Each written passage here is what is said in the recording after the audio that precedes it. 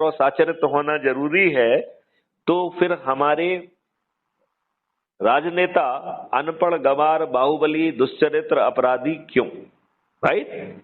आपको जान के मानिक जी बहुत अच्छा लगेगा कि तीनों ही पिटीशन क्राइम जो है सुप्रीम कोर्ट ने ग्राह्य की, और तीनों पिटीशन में आदेश दिया कि हम जो है पिटीशन कर्ता से सहमत हैं, ये काम जो है देश के पार्लियामेंट को करना होगा। पीपल्स रिप्रेजेंटेटिव एक्ट में केवल एक लाइन का संशोधन कर दिया जाए कि आपराधिक चरित्र के लोगों को टिकट की पात्रता नहीं होगी। एक छोटा सा एक लाइन के संशोधन से काम बन जाता कि नहीं बन जाता? लेकिन ये तो दुष्ट हैं, ये तो उल्टा कर रहे हैं, ये तो अपराधियों को ही टिकट दे रहे हैं। बताइए, दे रहे हैं कि नहीं दे रहे हैं? ये तो तड़ी पार लोगों को ही कैबिनेट मिनिस्टर बना रहे हैं।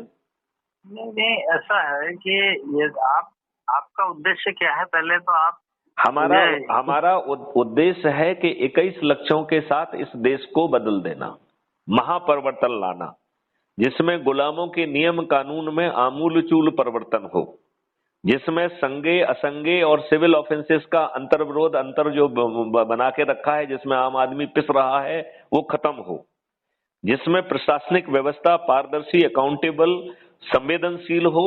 यदि ऊंचे पदों पर बैठे हुए हम जैसे लोग सही समय पर सही निर्णय नहीं लेते हैं तो उन्हें लाखों में हर्जाना देना पड़े, जिसमें कि 5 सर्टेनिटी के साथ अपराध मुक्त भारत हो। हाँ, आप कमिश्नर रह चुके क्या यहाँ मध्य प्रदेश में? मध्य प्रदेश में मैं डायरेक्टर जनरल ऑफ पुलिस रहा हूँ 7 साल तक। मैं डीजीपी रेलवे रहा हूँ, मैं DGP home guard, civil defence, disaster management रहा हूँ, और डीजीपी पुलिस रिफॉर्म रहा हूँ। तो 7 लंबे साल तक जो है ना मैं वहाँ रहा हूँ। और आपकी जानकारी के लिए मैं आईजी ऑपरेशंस कश्मीर भी रहा हूँ। मैं नक्सल एरिया का जो है एसपी भी रहा हूँ, डीआईजी भी रहा हूँ, मैं कैपिटल भोपाल का एडिशनल एसपी भी रहा हूँ और एसपी भी रहा हूँ। ये नक्सलवाद के क्षेत्र में आप किस सन तक रहे? मैं जब मध्य प्रदेश में नक्सल घुस रहा था उस समय रहा हूँ। मैं 89 से लेके 91 तक मैं मंडला का एसपी था, जो कि नक्सल एरिया था, और फिर मैं जो है करीबन 1 साल डीआईजी बालाघाट था, जिसके अधीन 5 जो है नक्सल प्रभावित जिले थे।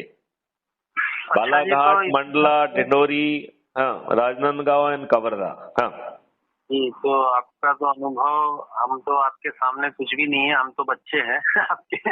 नहीं, देखिए, इसमें कोई ना बच्चा है ना कोई बाप है, सभी लोग बराबर हैं, और हमें एक अच्छे भारत का निर्माण करना चाहिए जो ये राजनीतिक पार्टियां नहीं देंगी।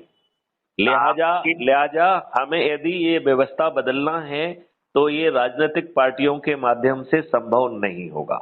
आप प्रॉपर कहाँ पर वैसे विराजते हैं अभी? मैं भोपाल में विराजता हूँ।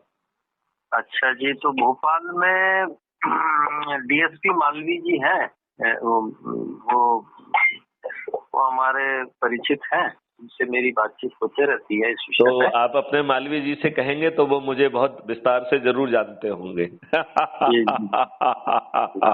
तो आप उनसे पूछिए मैथिली शरण गुप्त के बारे में। जी जी जी। हाँ, तो मैं क्या है कि आपको थोड़ा सा अपना कार्य के बारे में थोड़ा सा जानकारी दे दूं कि यहाँ पर हम सुप्रीम कोर्ट में लड़े तो हमको पता लगा कि ये सिस्टम जो है ना, जैसा आप कह रहे हैं कि न राजनेता काम कर सकते हैं न कोर्ट काम करेगा। वो कोर्ट भी जज लोग जो है वो भी वो मेन क्या है कि जो लोकतंत्र है इसको कंट्रोल करने के लिए और ब्रिटेन का शासन यहाँ पे चलाने के लिए कोर्ट ही अभी मुख्य रूप से उनका वो है, माध्यम है। ये सब जो है हम खूब लड़ाइयाँ लड़के यहाँ देख चुके हैं। पिछले कई सालों से हमने कई सारे यहाँ पर ऐसे आंदोलन हुए हैं जो कि देश का तख्ता पलट करने की भी पूरी योजनाएं चलती है भारत में।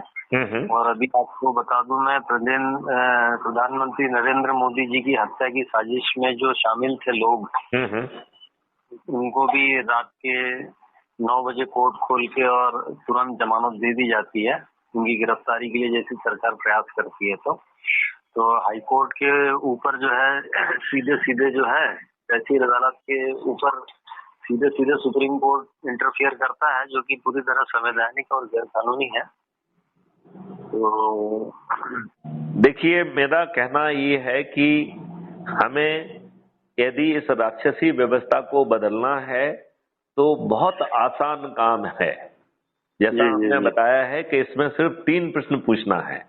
पहला प्रश्न पूछना है कि अच्छा भारत चाहिए 21 लक्षों सहित, जो आपको आपके पूरे जो है ना इकोसिस्टम को बदल देगा, जो किसानों की आमदनी 5 गुना कर देगा, मिट्टी फिर से उर्वरक हो जाएगी, जो आपकी खाद्यान्न आज विषाक्त हो गई है जिसके कारण कैंसर हो रहा है, वो फिर से जो है ना मिट्टी सौंधी हो जाएगी, उपजाऊ हो जाएगी।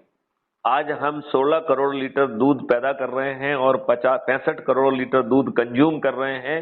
प्रतिदिन 50 करोड़ लीटर दूध टैंकरों में यूरिया जैसी हानिकारक चीजों से बनाया जा रहा है और उसका सेवन यदि लगातार 4 साल तक करेंगे तो उसमें से 87% लोगों को कैंसर हो जाएगा। यदि क्राइम फ्री भारत मैथिली शरण गुप्त यदि इस व्यवस्था को ना बदल पाए तो 2029 तक भारत की 66% पॉपुलेशन कैंसर से पीड़ित होगी। लिहाजा अब जो है ये चिंतन को जमीन पे उतारना हमारी मजबूरी है। हमें यदि अपने बच्चों को अच्छा भारत देना है तो हमें अपराध मुक्त भारत मिशन से जुड़ना ही चाहिए और बिना 5 पैसे खर्च किए, बिना जुलूस निकाले, बिना किसी कोर्ट में जाए हम सभी राजनीतिक पार्टियों के सभी राजनेताओं को पराजित कर पाएंगे। और जो व्यक्ति इसमें जुड़कर अधिक से अधिक लोगों को जोड़ेगा और यदि वो नंबर 1 पे आ गया तो वो देश का प्रधानमंत्री बनेगा और दूसरे तीसरे पे आ गया तो उप प्रधानमंत्री बनेगा, 40-45 में आ गया तो वो केंद्रीय मंत्री बनेगा और 543 में आ गया तो वो सांसद बनेगा। हम बड़ी आसानी से इन 21 मॉडल्स जिनमें की टेक्नोलॉजी भी है, कानून भी है, जो कि ऑलरेडी बने हुए हैं और इसे जमीन पे उतारने का तरीका भी पहले से बना हुआ है। वो तरीका है कि जो बने हुए मॉडल हैं वो सब्जेक्ट एक्सपर्ट्स के साथ 15 दिन तक लाइव चर्चा में वो उनको उन पर डिस्कशन होगा और जो सब्जेक्ट एक्सपर्ट से सुझाव आएंगे उन पर चर्चा करके पहली डिग्री का रिफाइनमेंट उन मॉडल में किया जाएगा। फिर जो है विभिन्न रीजन्स में आम पब्लिक में जो है 45 दिन तक लाइव डिस्कोर्स होगा, जिससे जनता के शंकाएं, कुशंकाएं, चिंताएं और सुझावों को इनकॉर्पोरेट करके दूसरी डिग्री का रिफाइनमेंट होगा। फिर जो है तीसरा रिफाइनमेंट होगा, जो नई व्यवस्था के चंद्रगुप्त होंगे, जो चुन के पहुंचेंगे वो चंद्रगुप्त कहेंगे और उसे आज की भाषा में विधायक या सांसद कहेंगे, लेकिन मैं उन्हें चंद्रगुप्त कहना ज्यादा पसंद करूंगा। तो फिर 15 दिन तक चंद्रगुप्तों से लाइव डिस्कोर्स होगा और तीसरा रिफाइनमेंट जो है वो भी पार्लियामेंट के बाहर किया जाएगा और फिर जो है ये परिष्कृत जो है मॉडल ये विधानसभा और पार्लियामेंट में चर्चा होकर आपका कानून बन जाएगा। तो बताइए आपका पूरा इकोसिस्टम बदल जाएगा कि नहीं बदल जाएगा? बिल्कुल बदल जाएगा जी। बहुत अच्छा आपका